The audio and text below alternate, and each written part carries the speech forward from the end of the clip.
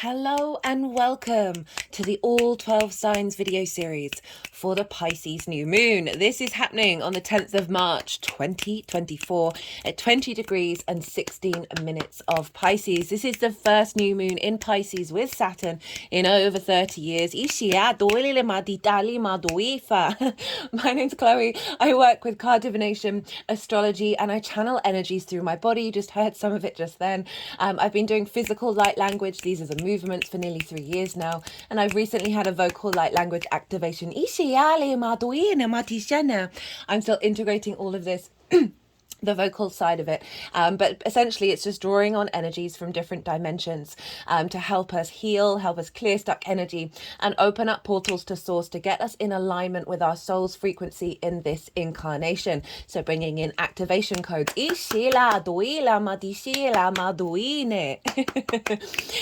I should be reading for Pisces, Aquarius, and Capricorn in this video. It all depends how long the readings go on for, and I'm going to be pulling cards for each of the 12 signs. For those of you who know your time of birth and you know your natal chart, I really recommend you check out this sign that falls in the first house first. This is called your rising sign, where your ascendant is, and the astrology will link in closest to this, being in the first house. However, it does not invalidate you looking at any other part of your chart, perhaps where your sun or your moon are, because they always get activated with lunations. Just look to where wherever this sign is that you're looking to falls in your natal chart. Look to the house that it's in, the themes of that house, and apply those themes as well as all the meaning that you've got going on in that sign to the messages that come through. It will be as if that sign has now moved to the first house, so the astrology will still link in. You just got to add on a little bit of natal chart meaning, maths on top of it. I'm going to keep this introduction short and sweet and get on with reading for Pisces.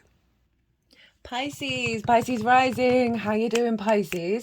So for those of you who don't have Pisces in the first house, which is your rising sign, look to where Pisces falls in your natal chart. Look to the house that it's in, the themes of that house, and apply those themes as well as all of the meaning that you've got going on in Pisces, perhaps if your moon is there, to the messages that come through. It will be as if wherever Pisces falls in your chart has now moved to the first house. So the astrology will still link in, but it will just you just got to add on some natal chart maths on top of it. Look at those ones flying out. So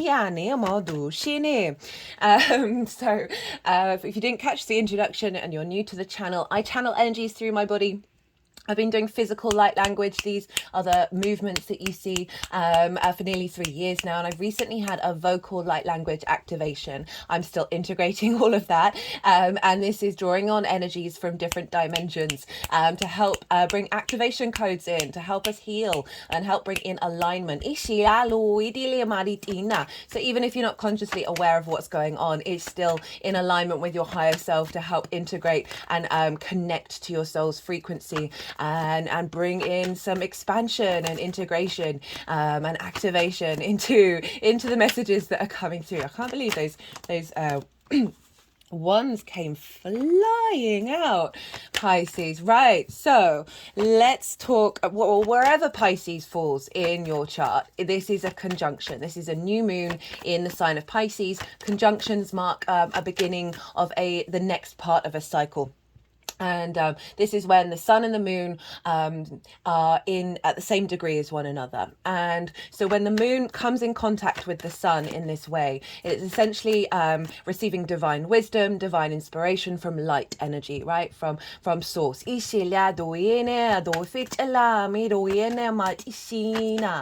the moon is at her most receptive. And so she's being burnt up in the heart of the sun, in the power of the sun. And so this is activating a new cycle that will then unfold over the next 6 months. This is great time to set intentions, but essentially it is just activating a new cycle in the Pisces area of your chart, wherever that falls.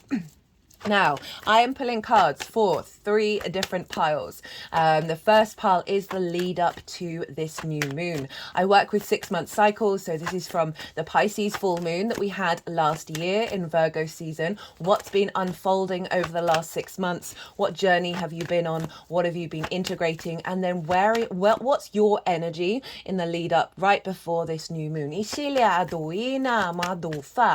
Pile 2 is the energy download that will be happening at the time of the new moon in relationship to the Pisces area of your chart.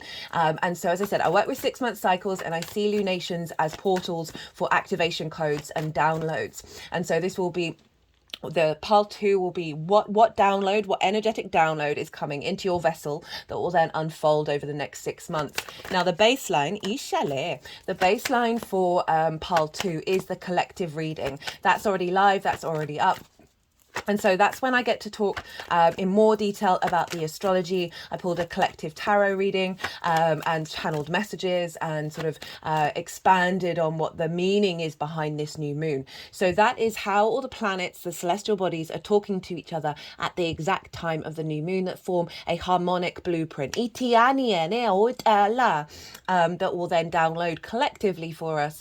And the tarot in pile 2 is how that relates to the Pisces area of your chart. So if you want a deeper understanding of what this moon is all about, then I do recommend going and checking that out. And then the tarot will be on top of that. And then pile 3 is how all this energy is manifesting moving forwards. So as I said, new moon, great time to set intentions. Now, why is that? Well, the moon is at her darkest. She is her most receptive. She is full yin mode, observing, bringing nourishment and depth to this new frequency. The moon represents our unconscious spaces, our emotional body, our intuition. Where are our needs being met and not being met, and how do we nourish ourselves and others? And so she is receiving the divine light from the sun, the wisdom, the animation, the purpose, the light codes.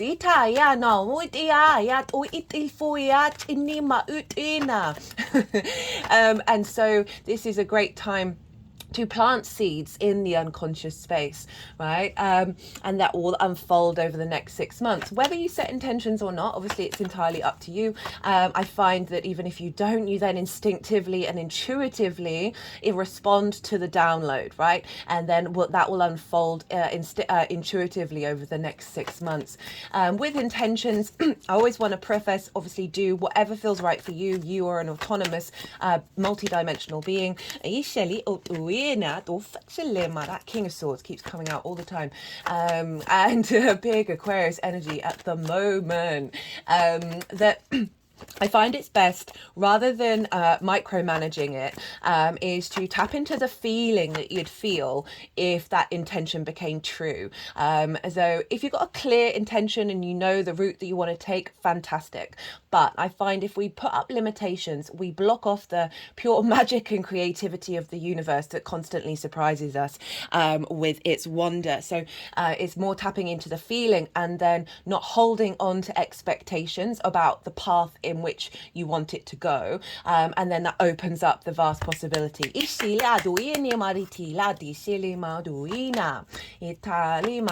Now, Pisces rising, where is this happening for you? This is happening in your first house. This is a very powerful house. This is the house of self.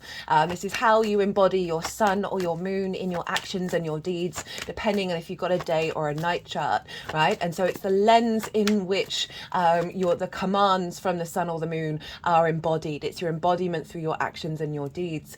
And so the Ascendant traditionally is called the navigator. Right, so it's received the wisdom from the captain of the ship, which is either your sun or your moon, about where to go. But the navigator has its own style of how to get there as we float along the cosmic ocean. And so this is your Pisces energy, Pisces rising. And this is your body, your appearance, your character, your sense of self. And it's often how other people see you, because they're more likely to see your embodiment, right, the outward expression, than what may be going on behind the scenes with the sun or the moon. This is the house of you. And this is the first new moon that we're having with Saturn, because the new moon last year happened before Saturn moved into the sign of Pisces. So we've got big Saturnian energy How is everyone doing following that Saturn Sun Mercury conjunction that we had not long ago? That was huge, big energy. I've done a transit series on that, so if you want to go check that out, because again, it's a conjunction, so it's marking a new beginning. The energy's still present and floating around, and that was a very transformative, and I felt it sort of wean off in its intensity, really helping strengthen our inner core, our inner vision, and our the way that we communicate and the way that we connect to source. Now, this is also the last new moon that is going to be close to Neptune in the sign of Pisces. It's going to be moving into Aries soon, Neptune, and the full moon that we'll have this year is the last full moon close to Neptune as well. So we've got this big Neptunian energy showing up. And Neptune is very magical, very mystical. It is both the martyr and the mystic. For me, it's about all the possible realities, all the dimensions, all the multiverse. It's our connection to source, and source is everything. And so it can feel quite overwhelming, Neptune, because of that hyperstimulation, and the all-encompassing all can feel very overwhelming. But the other side of that is Neptune's very good at bringing different realities into our own. And the fact that we've got this new moon very closely linked into Neptune, and it will be the last one, this is a very powerful boost to our intuition, to our psychic abilities, to our channeling, to our healing shaman mode, and a real sense of you being able to bring the magic into your being. And Saturn's also close. It's just under 10 degrees away from this moon, but it's traditional to use 10-degree orb with the sun and the moon, so it's still having an impact. And Saturn for me in Pisces is giving structure to that magic, to that synchronistic energy that we often see with Pisces season. I've certainly noticed that the synchronicities are wild and everywhere and all the time in ways that I've not noticed quite on this level before, unless I've been in quite a heightened spiritual space. This just seems to be happening even if you're having a bit of even if you're a bit discombobulated or you haven't done alignment, it's still showing up very loudly. I used an example.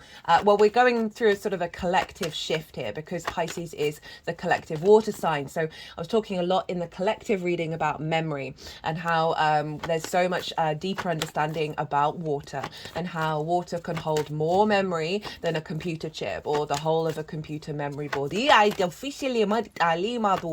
So with the collective water sign of Pisces, we're dealing with the collective memory, and this very much feels like at the moment, since that Virgo full moon and over the last 6 months, but really being building into the last month or so, of clearing big energy around our collective wounds when it comes to water, our emotional connections, our intuition. I feel like blocks are falling away around our ability to trust in our intuition and to acknowledge the magical reality that we live in. And so how does this impact you, Pisces rising? Well, this is a new beginning of self, and you're getting strength and structure and maturity and longevity from Saturn, and with the sun and the moon, a combination of your unconscious and conscious in alignment with bringing in the magic of source, and not second guessing yourself. Now I'm going to touch a little on the astrology. I'm not going to break down all of it because that's in the collective reading, and I do try my best to keep these readings I mean, they always end up being around an hour, no matter how fast I talk and how much I shrink down what I want to communicate. But speaking of communication, Mercury will have just moved into the sign of Aries. It's still very close to this moon, and Mercury in Aries, this is very quick inspiration, right? Source, spark of source, bam, bam, bam, bam, bam, bam. This is why I feel like all that fire just came flying out. And Mercury's in your second house of how you value yourself, the things that you value, how you manifest in the world, your skills, your tools, your resources, in order to bring in regular income and manifest, right? And so Mercury is very hot off the collar. Is that even a phrase? Is very aligned with instinct and connections to source, and like very fast channeling downloads. So when you set out intentions, you set out questions, ask for help, Mercury's coming in, bam, bam, bam, bam, bam, bam, bam, very, very quickly. And this, it very much feels like a very fast realignment to your value system. To how you value yourself, that's then you being able to communicate to your body, right, to the first house, to your sense of self, to your embodiment. That's going to be a very quick alignment.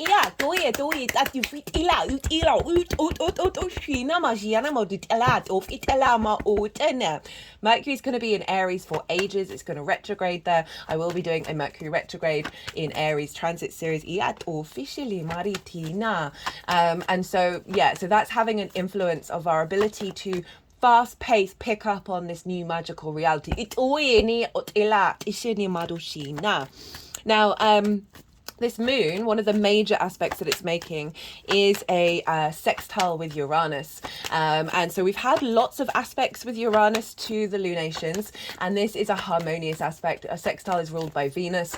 It is soft, free-flowing, easy energy. It's about connection, love, desire, harmony, grace, and creativity. It's very much brainstorming energy. It's two yin energies, so they understand each other fundamentally, but water and earth, different elements and different modalities. Uranus is the liberator. It's the breaker of chains, the clearer of paths. It is confident being its unique self. It's not bothered what anybody else thinks of it. And it's here to come and liberate our souls. From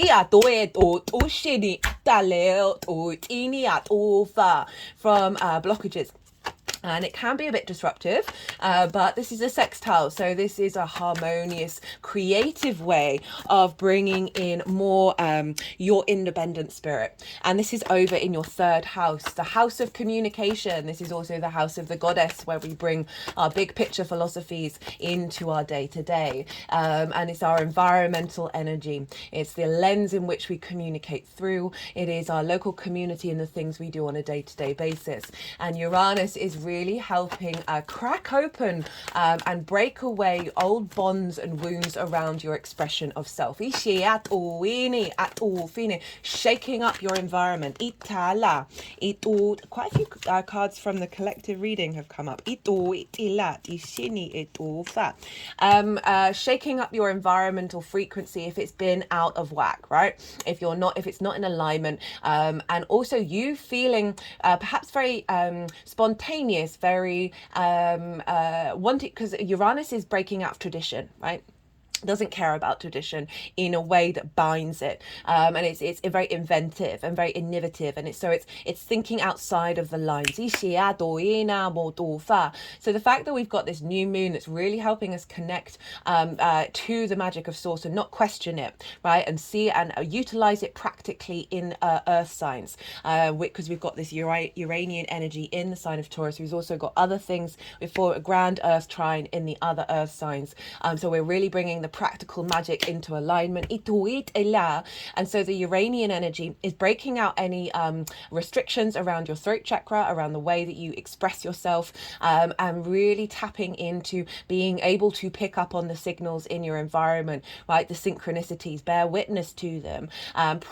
Do practice runs of surrendering a little fear or a desire, and then seeing how it unfolds. This is yin energy, so we observe and we watch, and then we bring it into our integration. I'm just going to use a tiny little example of how to sort of take baby steps with co-creation. So I recently gave the person that I live with a lip balm that I had found, that was hadn't been used, but I'd found it was on one of my many altars, and I'd been doing a clear up, and I gave it to them. And they were like, oh my goodness, I was just nearly running out of the lip balm that I had. And this is usually a dynamic where you sort of preempt, right? So where you're running out of something and then you buy it in advance, right? So you're preempting rather than letting the flow happen. And this person didn't do that, and then they were given the thing that they needed. And that is just a tiny little example, just to sort of help recalibrate rather than focusing necessarily on the really big things, is allowing that space to build on the little things on the day to day, right? That third house energy. But this is activating a new cycle of your ability to express your independence, express the magic, express the multi-dimensional being that you are, and really allowing a sense of liberation and freedom of being able to speak your truth.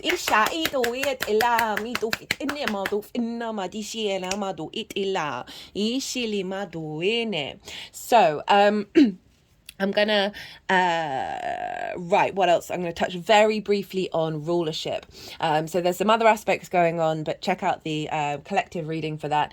And the Pisces is traditionally ruled by Jupiter. So we want to look to where Jupiter is, because Jupiter is influencing what's going on with this moon. And Jupiter is over with Uranus in your third house. So Jupiter's expanding the wisdom, the innate sense of confidence in your expression of self, finding more ease in your day-to-day, finding more meaning, an elevation of your environmental frequency. And so this is really getting your surroundings in alignment with this new download. So you can integrate.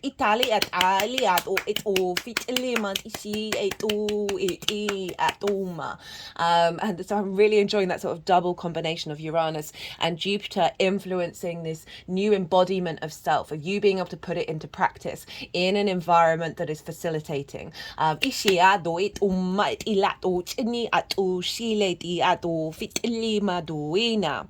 Now, Taurus is ruled by Venus, so we want to go and look to where Venus is. And Venus is over in your 12th house. The 12th house is a difficult house.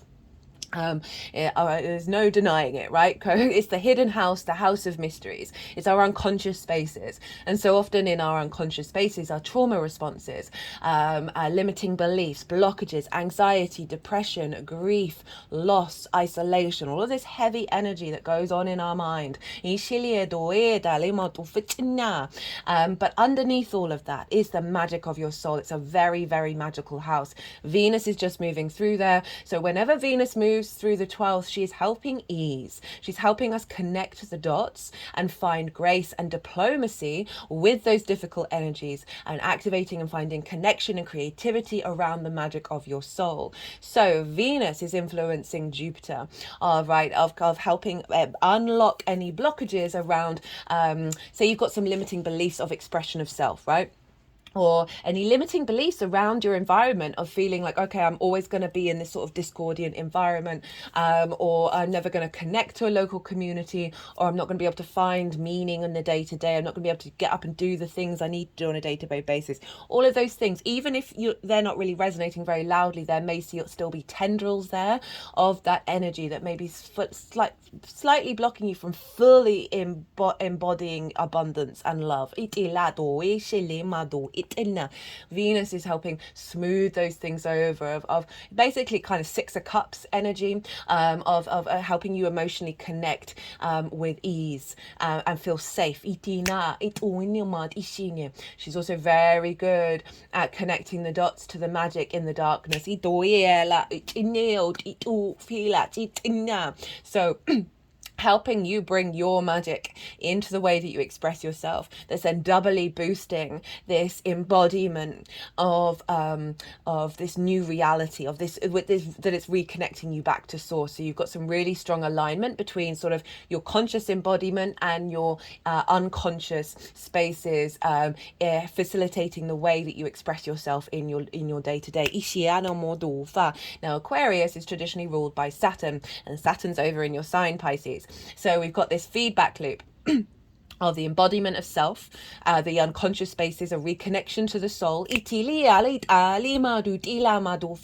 that is really being boosted by your day-to-day and your environment. So it's really great integration work that will then unfold over the next 6 months. Right, so they put the deck down a while ago, so all the cards have wanted to come out have come out. I'm going to go consciously quiet now. The energies are going to move through me. They're going to move the cards around. They're going to do some physical and vocal light language, and then then they'll move them into the 3 piles, and then I'll bring the tarot back in to the astrology. I call you to soften your mind. You just had loads of information. Let that all settle. Don't try and overthink it, and then see what your intuition brings up while we're in the process of the bit of channeling that's going to happen now.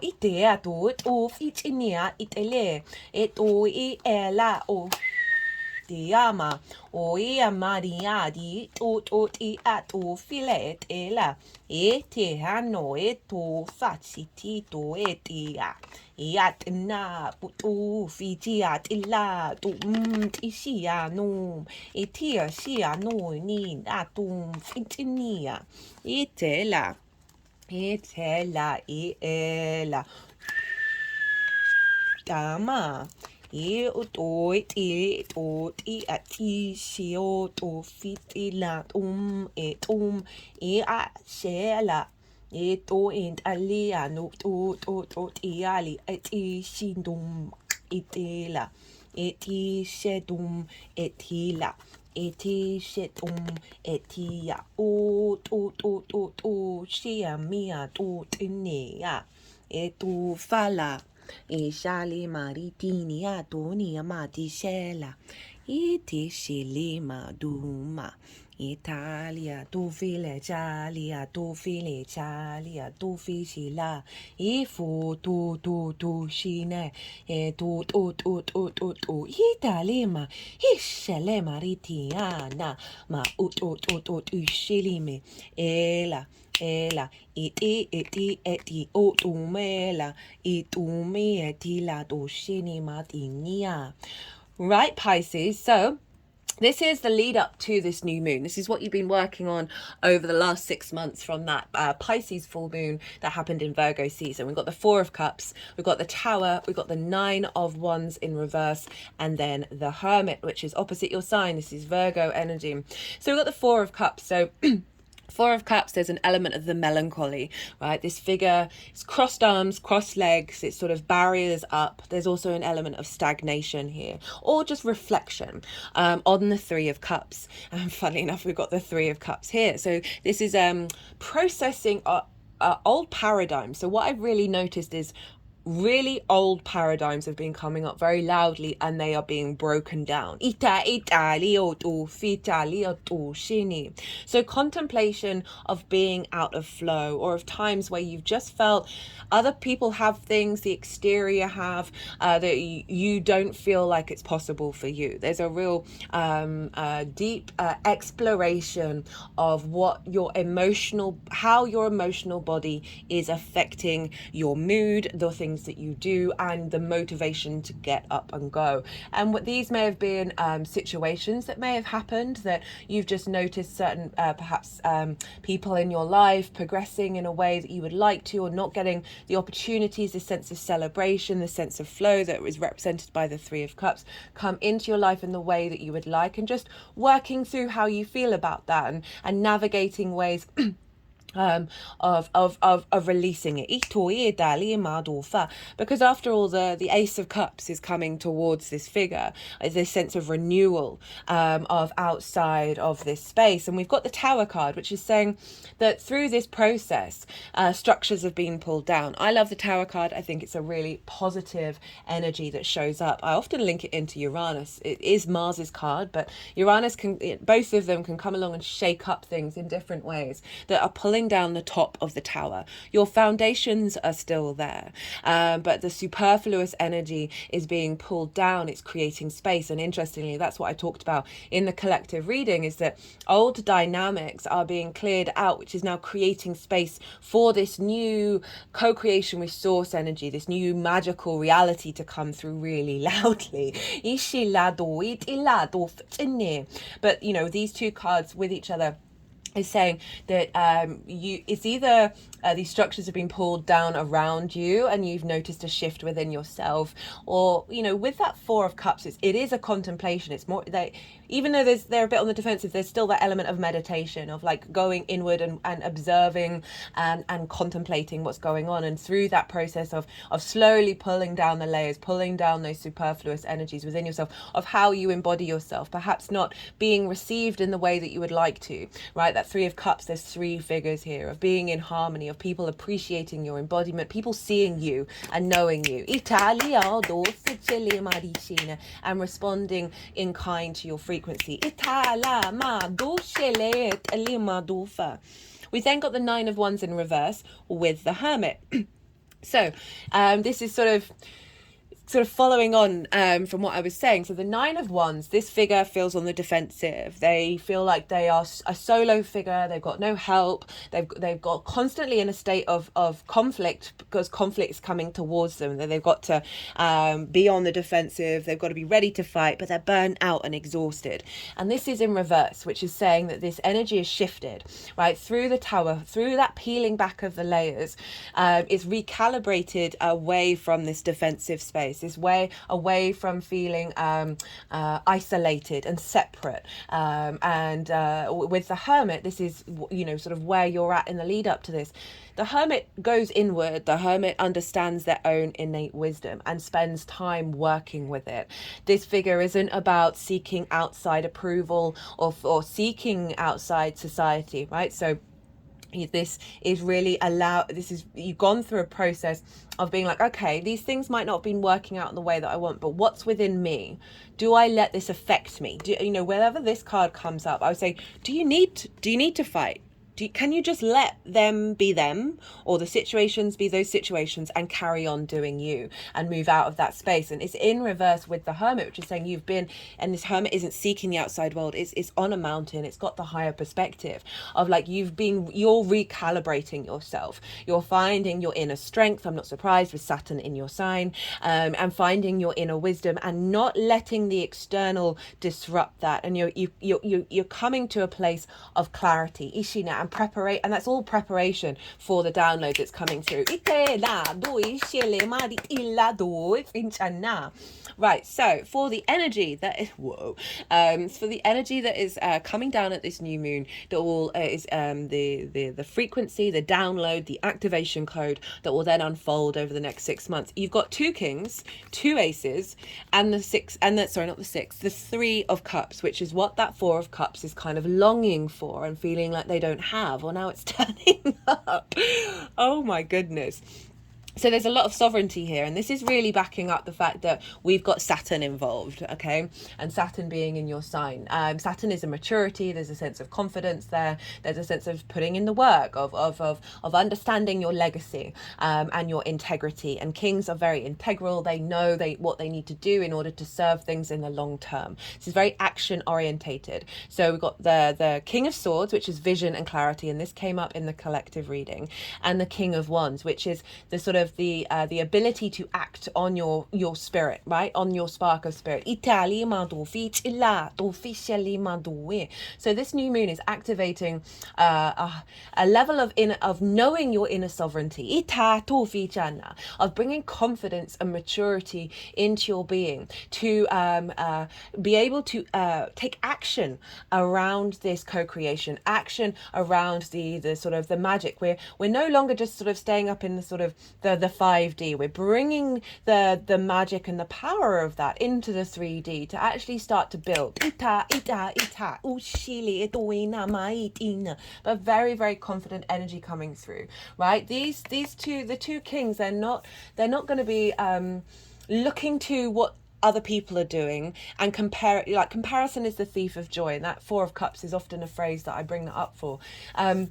They know themselves. and they're able to take action on it. It's not about not listening to other people, not taking other ideas, right? Not about surrounding yourself with yes men. That's just not the way a productive, open engagement with the world works. But you knowing that you're not going to get shaken by outside circumstances. You have the confidence within yourself to embody yourself, right? This is the house of self, and keep doing you. And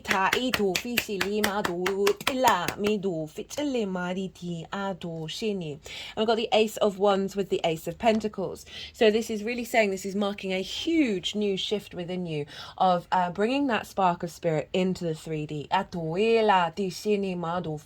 Very virile energy, the Ace of Wands, very creative, very passionate, very independent. And the Ace of Pentacles is, again, that how to apply this in the practical world. A renewal of your connection to the 3D.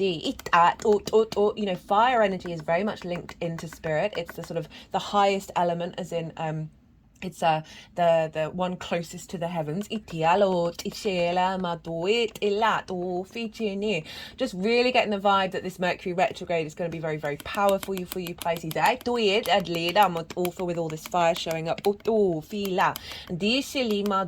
what I like about this moon, it's very yin in nature.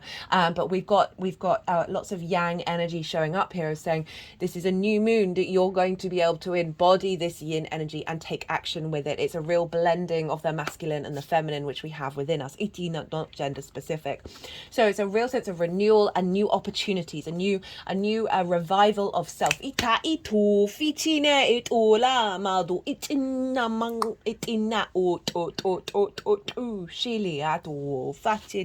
Those kings learn from mistakes. They learn from difficulties. Right? It's not about falling into the pain of the memory from the past. It's having the confidence to understand everything is a lesson and how to apply it. And it's crowned with the Three of Cups. As I said, that's what that Four of Cups is looking at. And this is a sense of abundance, of flow. These three figures, they are in union with one another. They are dancing in unison. They are celebrating. They're in emotional harmony. There's a real sense of abundance and joy showing up here. So this is you being in flow with yourself and with your environment, and by being very confident within that. Also, I'm getting synchronicities, like a big flow of synchronicities coming in Italia, and you building on them. But overall, this is if we link it back into your embodiment of self, right? Of you being celebrated, whether that's on the 3D or the multi-dimensional level. This could be it being in union with your guides and your soul, and blending that into the 3D. A stronger connection to that, right? This is what I'm really getting very loudly, is a real after the cycle that we've done from the Aries hybrid eclipse last year, of integrating with our soul in this 3D realm. This is very much feels like a flow of that, of your ability to express and communicate with your higher self, your soul, with source, and be able to embody that in your expression, right? That third house in your environment, finding more meaning and flow within it, because you're now becoming fully embodied. Right, so how this energy is manifesting moving forwards, well, we've got the Judgment card and the Two of Cups. This also showed up in the collective reading. And so the Judgment card is about resurrection. It's about ascension. You see these figures, they are the dead, but they are grey, and they represent the wisdom that we gain through integration. And through honouring the cycles of life, death and rebirth. So there's a real sense of an ascension process that you're going through. And having good judgment. Of being able to see the signs, see the synchronicities, and be more confident, right? And not, so with that Virgo full moon, which I feel is very closely aligned with what's going on here with this new moon, is it was moving away from the fear of have you done the right thing, have you gone on the right path, have you made a mistake, and worrying and fearing over that, rather than just observing. Like, send those fears up to the universe and then ask for synchronicities, ask for signs, and they'll come flooding in. And I feel like building on that rather than second guessing yourself is activating a new ability to have confidence within yourself, have good good judgment with who you are and how you embody yourself. And it's come with the Two of Cups. And this is about alignment for me. This is also for me the card of Lilith, right? And Lilith is opposite this moon. And this is, for me, this is the core energy of Lilith before it gets distorted by our species. So we've got the masculine, feminine, and spirit here together. But these, this is what we have within us. So this is the union. This is respect, honor, and dignity. These two figures are eye to eye. They are equal with each other. They respect and they honor one another. And so Lilith, that's all Lilith wants. And if she's not getting that, she's going to kick off, right? So Lilith, for me, is struggles with hypocrisy, right? Struggles with hierarchical systems that don't make any sense. In sense of... if someone judges somebody for doing a thing but they do the thing, if you can't do a thing but that person can do a thing and they don't have a good reason why you can't do that thing, those kind of energies where it's a distortion from the truth. It's very blocked, stagnant energy, and Lilith's not about that. She's about empowerment. She's very independent but wanting to engage equal to equal. So with the first house of yourself, this is an alignment with spirit and with your energies within yourself. With respect and honor and dignity. And love. Moving away from that sort of Four of Cups. So we've got a lot of cups here. That Four of Cups of blocking off, right? Of stagnant. For me, that's a very stagnant energy, that Four of Cards, very limiting. There's a real sense of balance coming in that's then allowing you to really explore and unfold rather than limit yourself by comparing yourself to anything other than yourself, right? And you are a multidimensional, multifaceted being who is just whoa, like amazing, and allowing that to unfold and expand. So the manifesting moving forward is a real confidence here, an emotional balance within yourself, a union within yourself that's allowing you to embody this ascension. Oh, that's hilarious. So this is the Hermit card. Truth, guide, facts, wisdom. I really I'm liking that the Hermit's both at the where you're at and where you're headed, of like really embodying that wisdom. And if we think about Virgo, this is in the 7th house. Okay, so for some of you this may be linked into, so the 7th house is intimate relationships. So this can be business partners, one-to-one clients, intimate friends, long-term committed romantic relationships, as well as source, your relationship with source. So the fact that the Hermit's showing up is like you're in alignment with yourself, and therefore you're in alignment with the relationships in your life, those important relationships in your life. For some of you this may be about wishing for an intimate relationship and that coming through.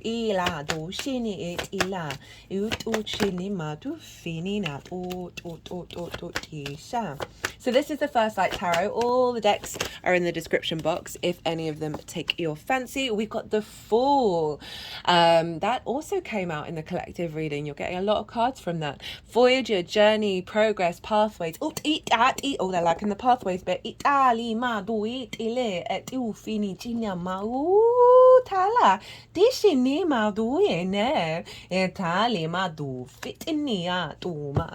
And that reminds me, when they were doing some work with the oracle cards, I pull these oracle cards before I do every transit, and there will be a separate oracle card reading. I just want to let you know there were 4 activation cards that showed up with these oracle cards, which is quite phenomenal. I've not had that before. So this is a big activation that we're having here collectively with this new moon, and for the Fool to show up, of like really beginning on a new journey of enjoying life, right? The good, the bad, and the ugly. The Fool is very sort of open-hearted. It's going on the adventure. It sees life as a curiosity and something. It's operating from a heart space. So it's definitely a shift away from that 9 of Wands, which would have been upright, but now it's been turned in reverse. And that Four of Cups, which is very sort of isolation, restrictions, feeling on the defensive, feeling left out, and so they're quite heavy energies that the Fool is coming along and basically cracking that wide open. Right, let's see what final messages want to come through. We've got domestic harmony. Now this is appropriate both for the first and the third house, right? Domestic harmony within yourself. They're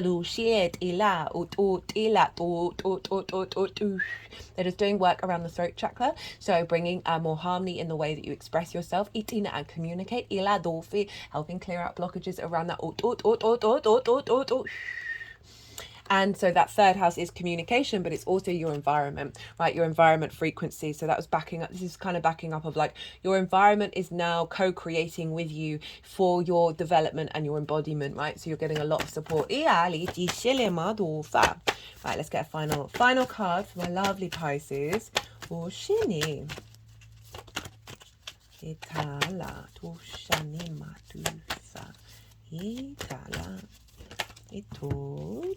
Creativity. You know, cracking open self, moving away from stagnant energy is allowing for you to embody your pure creation energy. And you know, sort of talking about what I was talking about earlier about intentions, about sometimes we can really limit ourselves with expectations and assumptions. And what I'm really feeling at the moment is we're going through a collective process of a bit of surrender, which is then allowing us to bear witness. Life is stranger than fiction. There are so many stories that I've heard, that I've experienced myself, that you couldn't pitch that to the movie industry. They'd be like, no one's going to believe it, yet that happens all the time. So it's really allowing us to find a little more spring in our step, a little bit more joy, solutions coming in that are coming from a very creative place rather than like a straightforward linear A to B space, and you feeling more embodied in your pure creation energy. Right, Pisces, I'm going to leave it at that. I hope you enjoyed this reading. If you did, don't forget to hit the like button. Be good to yourself, Pisces. Be good to those around you, and most importantly, be well until we meet again. Aquarius rising. How are we doing, Aquarius? So for those of you who don't have Aquarius in the first house, look to where it falls in your natal chart. Look to the house that it's in and the themes of that house. You want to apply those themes as well as whatever meaning you've got going on in the sign of Aquarius. Perhaps your sun or your moon are there, and just apply all that to the messages that come through. So it will be as if that Aquarius energy has now moved to the first house. So the astrology is still going to link in. You've just got to add on a little bit of natal chart meaning on top of it. Right. So, well, regardless of whether Aquarius is your rising sign or not, Pisces is next door to you. This is called inverted. So this doesn't have a traditional aspect. It doesn't have a traditional line of sight. And the way I like to describe it is, imagine you are sitting next to somebody, but you are both facing forward, so you can't see them. So you don't have that clear line of vision. However, you know when you're sitting next to somebody, all your spidey senses go off. There's lots of osmosis on the subtle energetic realms going on. You know, your auric fields intermingling and all of that. So there's a lot going on. It's just more on the subtle level. It doesn't mean it doesn't have a big impact. I've certainly noticed transits that are next door to each other having sometimes even bigger impact than with a traditional aspect. So this is just things happening by osmosis, energy transfer between these two signs that are going on that just might not be in the most expected of ways. Well, that's shown up now both for you and Pisces. It's funny when that happens. Right, so next door, and so wherever Pisces is in, what am I trying to say? Wherever Aquarius is in your chart, this is happening next door to you. And this is a new moon. And this is marking a new cycle, right? From everything that we've learned from the previous cycle, we're now activating a new beginning. I am pulling cards for 3 different piles. The first pile is the lead up to this new moon. And this is, I work with 6-month cycles. So this is from the Pisces full moon that we had last year in Virgo season. So this is kind of the journey that you've been on. What have you been integrating, and what your energy is just before this new moon. So that's pile 1. Pile 2 is what energy is being downloaded into your vessel, what frequency, what harmonic blueprint is coming into your vessel for the Aquarian area of your chart. And so this is the baseline for this is the collective reading. So as I said, I work with 6-month cycles. So this is what's being downloaded that will then unfold over the next 6 months. And the baseline energy is the collective reading. And that is where I get to break down the astrology in way more detail. Lots more channeled messages come out. Did a collective tarot reading. Woo! Check. Whoa. All right. All right. The cards are flying out today. Oh, that's a bit too many. Let's put those back. That was the 2 of Wands and the Queen of Pentacles and some others, and we'll see if they want to come out again. What was I saying? So I was getting a bit distracted by the of the cards. So yes, the collective reading is the baseline. So that's when I talk about all of the celestial bodies and how they're talking to each other, and that creates a harmonic blueprint, and that is the baseline for us all. And then the tarot is in relationship to how that affects the Aquarius area of your chart. So if you want a deeper understanding of this moon, go check that out, that collective reading. It's live. It's always going to be the first one out in terms of the transit. And as I said, I'm going to touch on briefly on the astrology and some of the key aspects, but it's all over in that collective reading. So this is what's being downloaded into your vessel at the time of the new moon that will then unfold over the next 6 months. The third and final pile is how all this energy is going to manifest moving forwards. So this is what it will then unfold into. For those of you who are new and didn't watch the introduction, I channel energies through my body. So this is both physical and vocal light language that I do. The vocal light language is a recent activation. I am still integrating and updating my vessel to bring in more connection around translation. But even if you're not consciously aware of what's going on, this is working with multidimensional beings to help bring us into alignment and bring in activation codes and healing with your higher self. So it will be happening throughout. Just it's all part of the Aquarius. Look at all that major arcana. Isha tu fila otinia. Dia tu fi shi la mi tu iti a tu fu tu shi la o tu iene. Sorry, usually they wait until the end to do this, but sometimes they just like to get involved.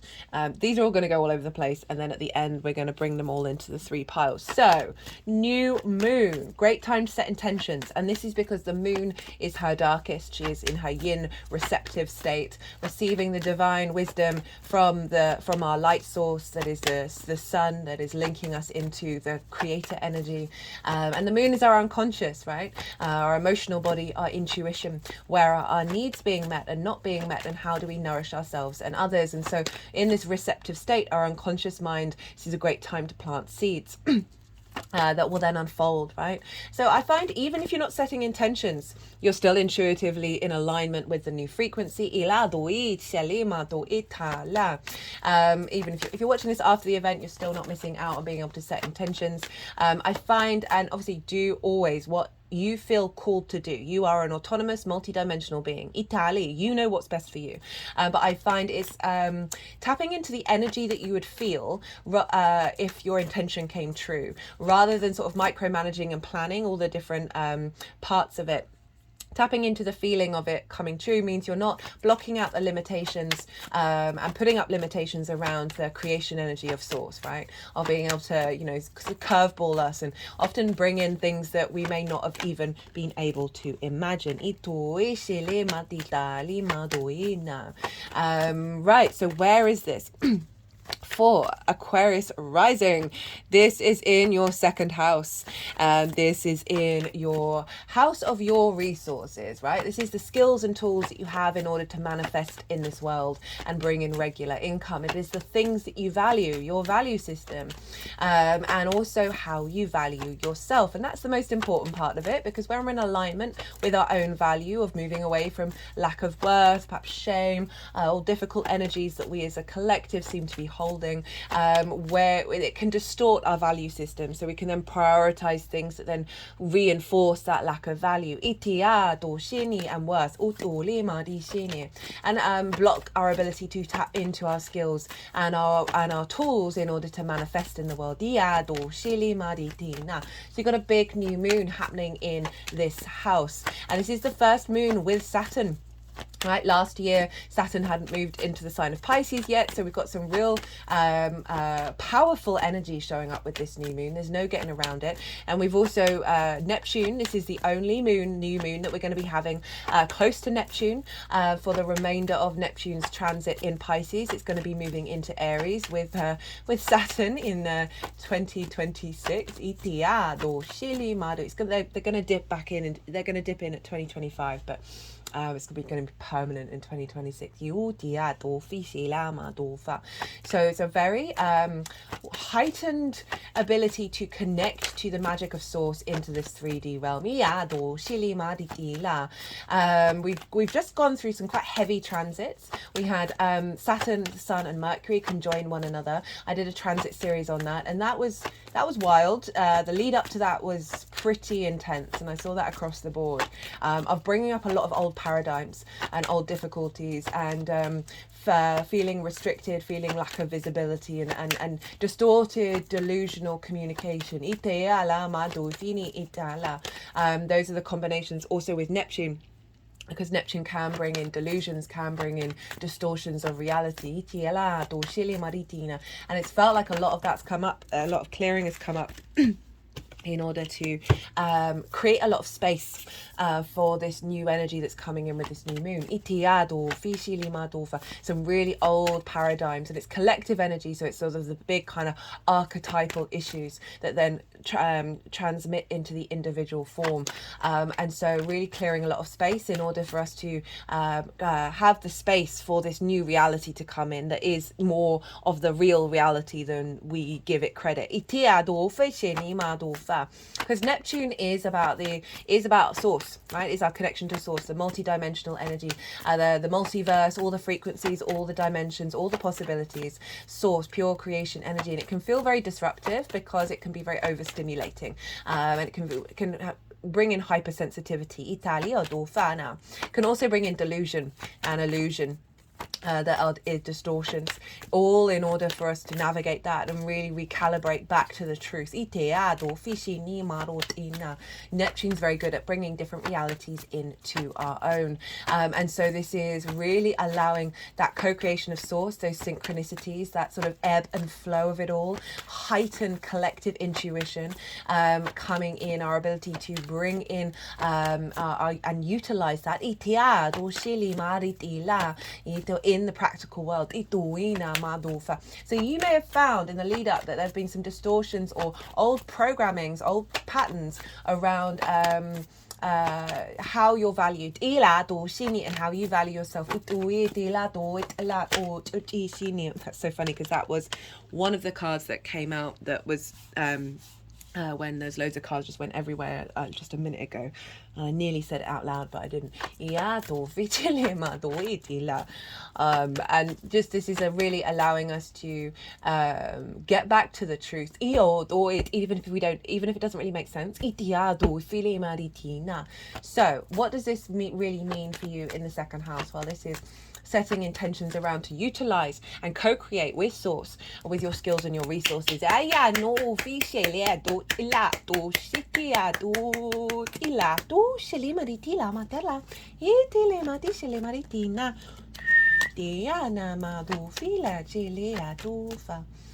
and a clearing away of blockages. Itala, from you being able to access your manifestation. Feeling confidence, feeling your own value, knowing that you are source manifest in individual form. Activating a new cycle around the things that you value, around the things that you're committing to and you care about. This could be a new cycle of bringing in more regular money, because there's a strength of character within yourself of deeply understanding your own value. That's Saturn, right? Saturn is a mature, long-term cycle planet, wanting you to connect to your own authority, your own sovereignty, your own integrity, and your commitment to your legacy, and that is to flourish. With the sun and the moon, of activating an intuitive understanding of what steps you need to take in order to bring that into being, to be able to activate your skills and your tools that may have been blocked from you, that now Neptune is clearing those paths and allowing another reality to come in. Now let's talk a little bit about the astrology. So Mercury will have just moved into the sign of Aries. And this is very potent. It's still very close. It's still within range of the sun and the moon, and it's going to retrograde in the sign of Aries. Now, Mercury for me in Aries, this is very fast channeling, very fast intuitive communication with source. Fast spark of spirit. Bam, bam, bam, bam, bam. Ideas. Can be very hot-headed. Now, let's not ignore that. But there's a real sort of at the frontier energy with Mercury in Aries of going into realms and activating and getting codes that help facilitate you in these new realms. Now,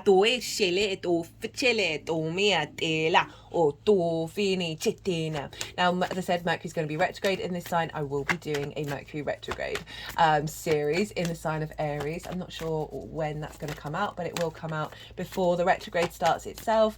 And so that's having an influence, like really fast ability to pick up on how to co-create with the synchronicities. Now, the other major aspect that's happening is, aside from all those conjunctions with Saturn, the Sun, the Moon, Neptune, and Mercury all piled up on top of each other, is Uranus over in the sign of Taurus. It's by sextile, and a sextile is an aspect of Venus. This is a soft, easy, free-flowing energy. This is about harmony, connection, desire, love, and creativity. Very brainstorming kind of energy, but it's very supportive, right? It really wants to sort of connect the dots.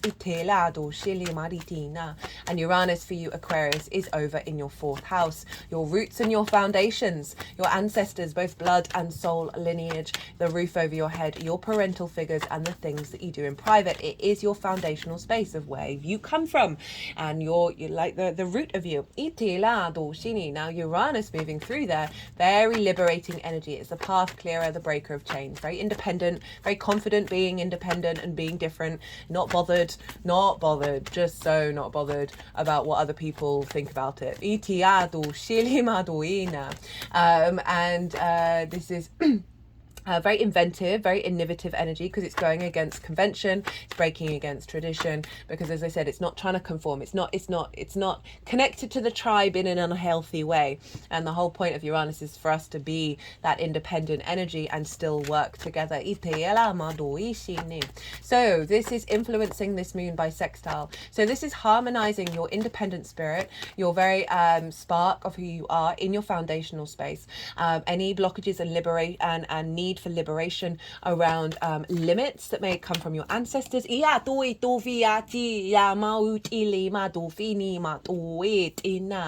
about value, parental issues that in your early years may have impacted how you see yourself, how you value yourself, and how you can connect and activate your skills. Uranus is bringing in, facilitating this new frequency of helping us be able to, from your foundational space, create the capacity to crack open into this new reality and connect the dots. This also could be For those of you who work at home, coming up with great ideas about how to utilize your skills and your tools, or just finding more independence in your foundational space that is creating more space for you to harness your skills and understand deeply what you value that isn't based on trauma responses and limiting beliefs.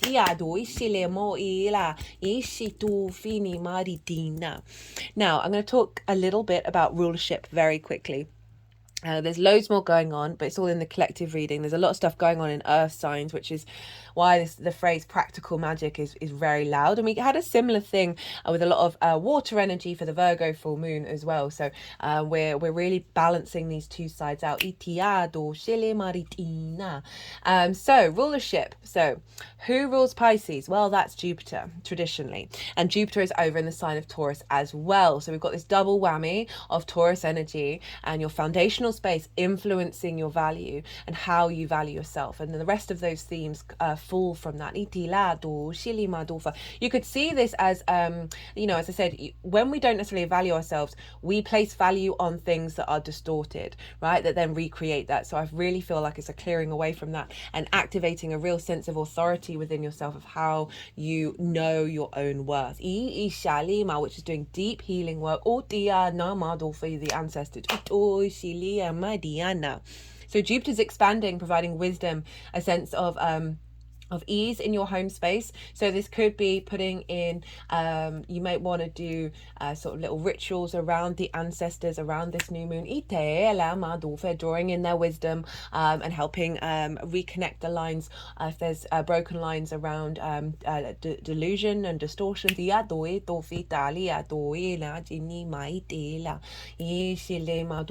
As well as doing things at home that connecting to source and alignment of your skills and your tools.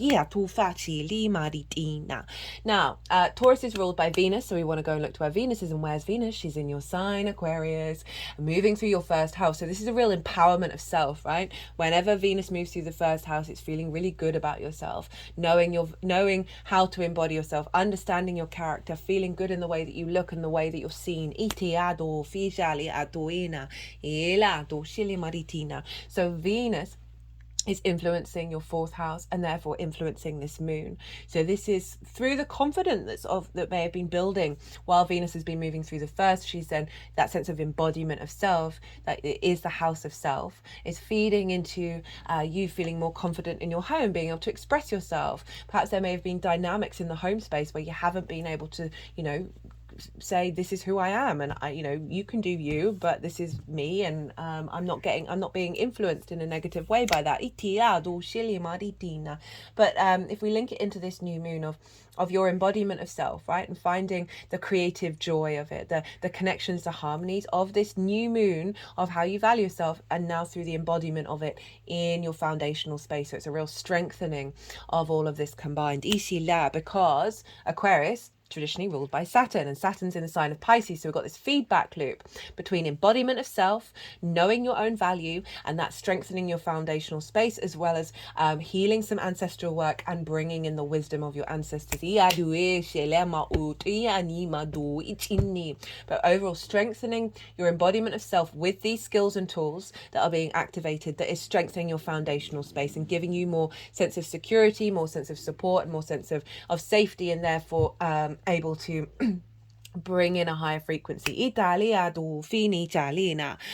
okay, so I'm going to go consciously quiet and soften my mind, let the energies move through me. They are going to move the cards around, they're going to do some physical and vocal light language, and then they'll put the cards into the 3 piles, and that is when I'll bring the tarot into the astrology.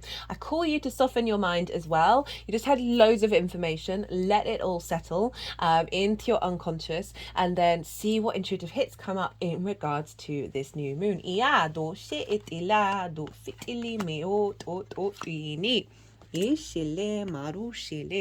Atina maushiane ushena etofela tumitina utila dufitiela itia to itia tum numa dia tum titila ishila Ishilema ut ushia. Doma. Itufi shilena. Ishila oetia. Oetia. O shia no fitia metina mo dum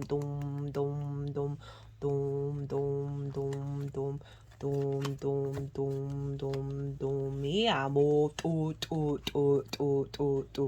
ni shia no ena ni tu finia tu shene etoene ela doi shene a do it ya do ilani ma do it that chini a do feeling ela itini ma do ishili mari shina ela ma do ini a do fa chia na ma iya ishili a do this is the Ancestral Realm card. This card came flying out when I was pulling the cards, and I put it back, and then it came flying out immediately again. We've got Karmic Release, Healing and Lineage Boundaries, the Ancestral Realm. And what it feels like in the lead up to this moon is there's been a real development of strength around understanding boundaries. Saturn is very much linked into boundaries and the maturity around it, right? So these aren't boundaries that do us a disservice. These are boundaries that are actually serving us in the long term.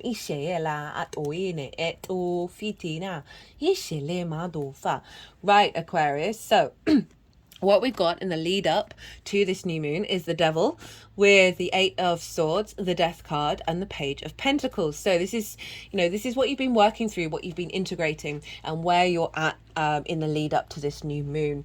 And the Devil card with the 8 of Swords, this is very much things that have had a hold over you. For you, this is Capricorn, and Capricorn for you is in your 12th house. So the unconscious responses, the trauma responses, the limiting beliefs. So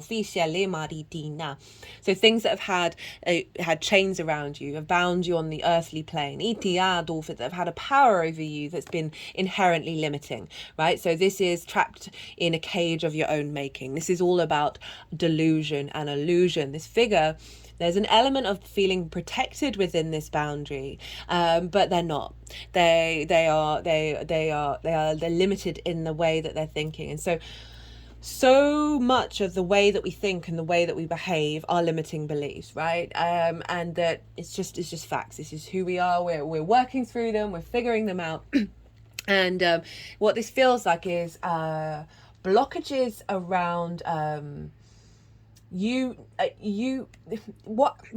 feeling very limited, right? I'm feeling very trapped in a box, right? That there are certain constructs and ideas that have been in your unconscious spaces, 12th house, that have caused limitations around your expansion.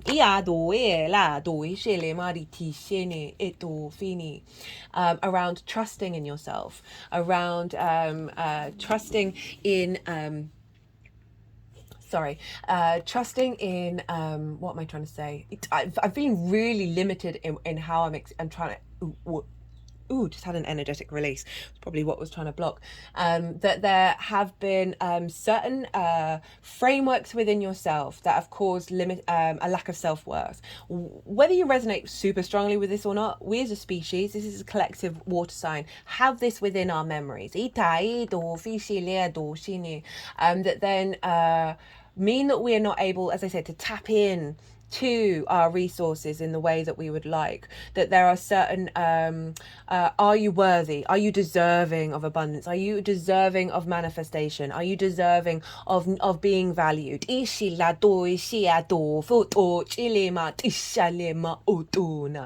are all big human themes, and we got it with the Death card, which is saying these may have been come up. There may have been situations that have been happening, or you've just been in a space of contemplation, of bearing witness and seeing, observing observing these micro responses, because the death card is saying you've gone on a process of transformation. You know that there are certain frameworks, certain ideas, certain limitations that do not serve you, that have had an authority over you but aren't serving you. See here, the king is no more, and that represents that you've been in a process of relinquishing power to things that have had an authority over you, that are just basically are keeping you trapped in a box. They're sort of clenching my elbows into my chest, like making me really small. And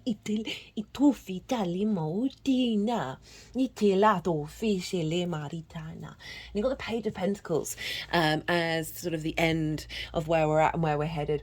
Of your embodiment of self, right? Who you, right? You're the Page of Pentacles. So I love this. After this is some difficult energy, but I'm not getting difficult vibes off it. It just feels like you've understood that this is a cycle that you've needed to transform. Because the page, very useful, very excitable. So you've got a fresh new, oh, this is who I am now on the 3D realm. And pages have just got to the court.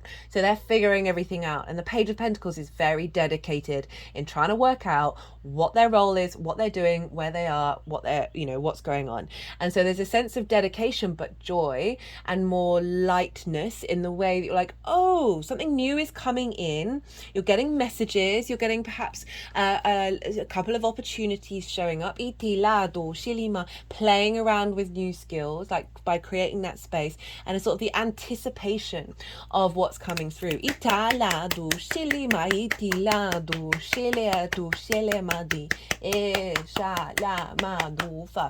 pages aren't jaded. They're feeling good about where they're at. They're so excited to be existing, be in the realm of the universe. So I really like that after potential. Difficult's a strong word. I mean, but the death card is all about acknowledging the cycles and composting that which no longer serves you. But it still can bring up some transformative, but also uncomfortable and potentially confusing energy. Because you're entering into a new paradigm. Now, for the energy being downloaded into your vessel that will unfold over the next 6 months, we've got the Empress, hello, Queen of Cups, Knight of Swords, and we have the Three of Pentacles and the Three of Cups. But they want to be both at the download and in the future. So let's just bear that in mind, okay? Because sometimes cards want to be in more than one place at once. The fact that we've got the Empress at the bottom of this, at the root of this download, is phenomenal, right? Venus is in your sign. This is Venus's card. In the second house, this is fantastic because this is really saying the Empress is about fertility, abundance. She wants you to feel good in the 3D world. There's a sense of opportunity. There's a sense of overflow, of drawing, of embodying the sense of knowing your value. The Empress is the Queen of Queens. She knows who she is, right? She is not diminished in value. She's not, her ego isn't puffed up. It just simply is. This is simply facts. This is what's going on here. But in the second house of bringing resources in, of like elevating your skills and your tools, of knowing your own value, the fact that the Empress is showing up, of connection, of love, of creativity, is saying like really great ideas coming through of how to bring your skills and tools into manifestation, a sense of abundance coming in with this activation, and you genuinely really knowing deep within your heart that you are of value and you have the possibility of creating and bringing abundance rather than this limitation that I feel like you've been working through. Got the Queen of Cups. Deep nourishment. The key word for the Queen of Cups for me is serenity. This figure, they are looking out far into the ocean. There isn't a cloud in the sky. There isn't a wave on the ocean. It is still and far. You can see far into the future. And she can see far into the future. And she isn't in fear. She is serene, even though she can see far in the future. So it's saying that you're moving away from perhaps a fear state. I'm just going to pause for a second. I'm getting a little tickle build up. Sorry about that, Aquarius. Queens nourish. They bring deep nuance and depth to this area of your life. So there's a real cultivational energy here, but she's very psychic, she's very intuitive. So really allowing more flow into your life, more serenity. And when we do that, we are creating a lot of space for magic and synchronicities. And I love that we've got the Empress, which is, and she's basically pregnant in the card, of saying there's an activation, there's something being birthed into the world, new opportunities, new fertility. And then the Queen of Cups is saying you're going to be nourishing this, you're going to be bringing depth and a deep connection to this new frequency. I'm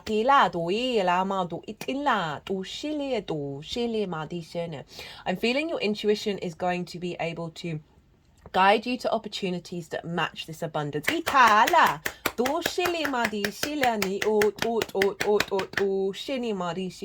As well as, because yin energy draws things towards it, of drawing those things towards you. So it's not going to be, don't be meerkatting, don't be worrying if you've done the right thing.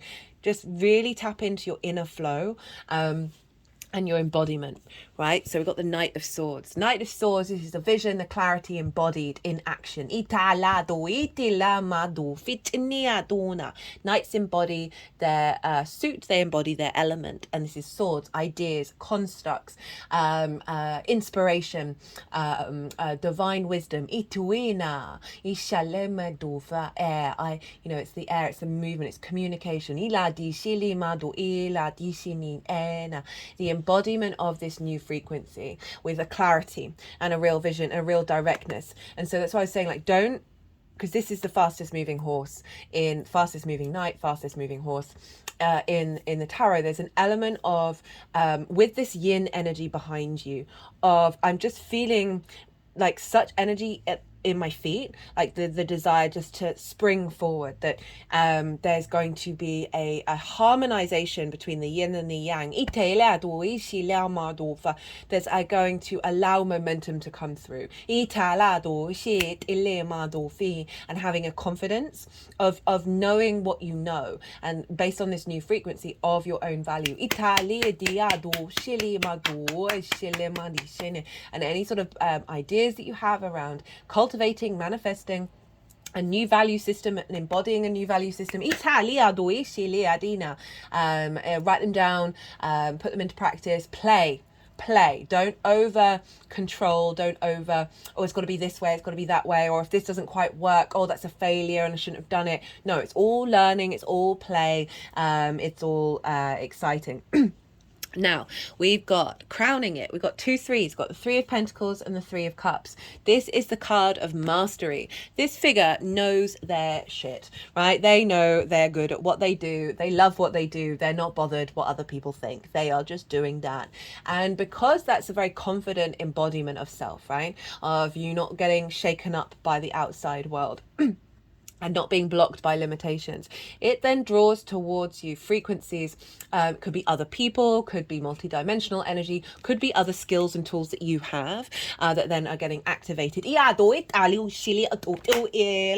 that is drawing towards you different frequencies that have other things to offer in order to collaborate and work together and build something beautiful and long lasting. So it's 1, it's mastery of self, and 2, it's collaboration.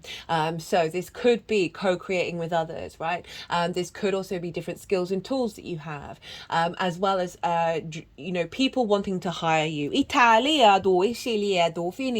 they still see the skills that you have, right? They see the value that you bring. And we've got the 3 of Cups, and so this is more abundance, more flow, more ease, more grace, more sense of celebration, more emotional connection to your intuition, and it being in flow. Again, more instinctive, intuitive understandings of what to put into practice.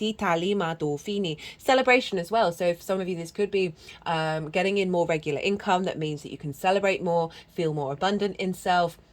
as well as just generally finding more flow within yourself of the way that you manifest in the world. These three figures, they're in union with one another. They respect and honor each other. They see each other. They like each other. They value each other. So there's a real sense of not only your value being boosted, but how that's then received by the outside world. So that wants to go there at the download, but it also wants to go over here.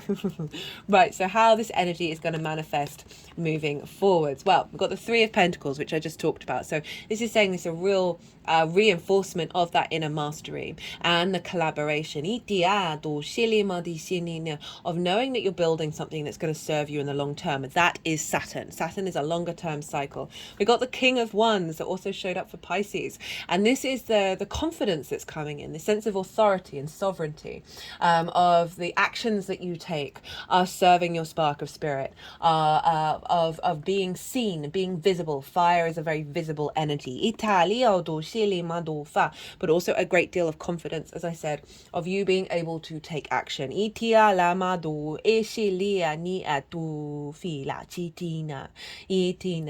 Like it feels like those limitations have been burnt away.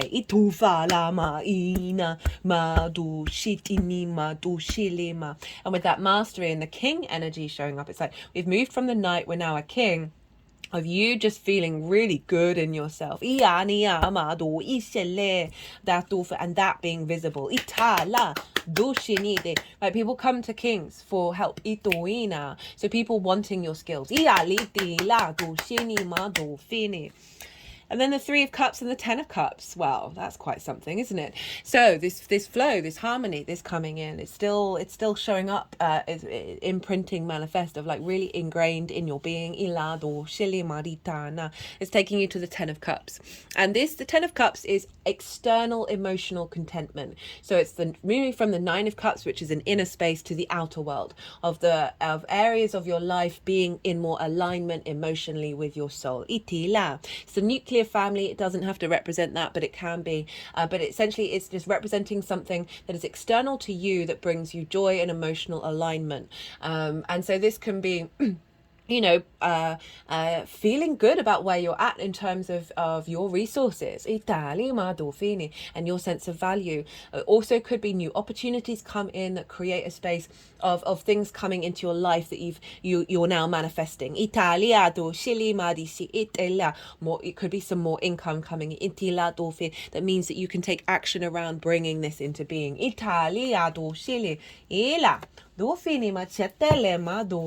Super, super positive cards. Okay, that came flying out. We got the Magician. Performer, creativity, illusion, power. So this is Mercury. But I love this for the second house, especially with that mercurial influence that we've got over in Aries. Of creating an environment where you're receiving a lot of divine inspiration. But if we think about this with the second house, this is the Magician knows what resources are around them, or both on the 3D and the multidimensional level, in order to manifest in the world, right? This is the action-taking, manifesting energy. So this is really, really highlighting the fact that you are harnessing your manifestational abilities. That doesn't just have to be about things. This can be about, again, for me, this is very much an enlightenment, emotional enlightenment card, because all of those cups are in unison with one another. It's the only rainbow in the tarot. There's a real sense of feeling the love internally and externally, and that can be something that we crave to manifest. It doesn't have to be like in the material assets, but it very much could be of just generally you now being seen as the Magician, and what you have to offer, and that being something that people value and want to give more resources to, right? So a cultivation of your own resources. Let's get one more card. So this is the First Light Tarot. All the tarot decks are in the description box. Ew, the Fool. That also showed up for Pisces. And the collective reading. Voyager, journey, progress, pathways. We're going on a journey. So this expansion of self, right, of knowing your value, is creating a new pathway, a new frequency, a new reality for you to step into.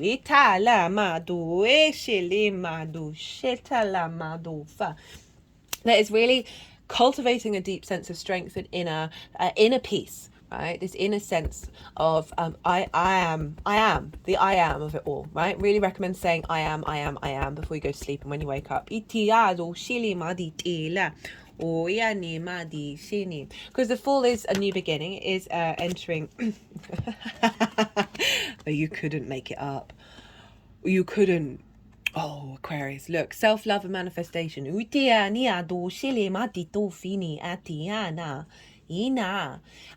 this is a 7, right? We've just gone from a 7-year and we're in an 8-year. Having worked on that, having got to that space, you've created more space. This is then activating on top of it. It's then bringing in the manifestation. Oh, you really couldn't make it up. I'm going to leave it at that. That's so crystal clear. Yeah. I don't think there's anything else I need to say. If you want a little practice of co-creation, I find focus on the little things. Focus on the little things and surrender. So I'll give a little example of what a recent example has happened for me, and it's so small. So I found a lip balm on one of my altars somewhere because I was doing a clear out, and it was brand new, never been used, and I gave it to the person that I live with. And they had recently thought about how their lip balm had been running out, and they're the kind of person who would normally preempt it and overplan and get one in advance. I can relate. And they didn't. And then one turned up. They surrendered that worry. They surrendered that need to preempt and let the universe co-create. All very synchronistic, but that is what we're entering into, of really realizing this is our magical reality, and we can surrender some things and we can watch to see what happens, because all it does is just build on our own light. And the more that our light builds in harmony with the shadow, let's never ever deny that side of it. We live on a planet of duality, but the more that we then can create, right, and we can be curious, the full energy, and it's not being dependent on it, it's co-creation. It's really then building this level of play with your existence. Right, I'm gonna leave it at that. I'm gonna shut up. Okay, Aquarius, I hope you enjoyed this reading. Pretty wild. If you did, don't forget to hit the like button. Be good to yourself, Aquarius. Be good to those around you, and most importantly, be well until we meet again.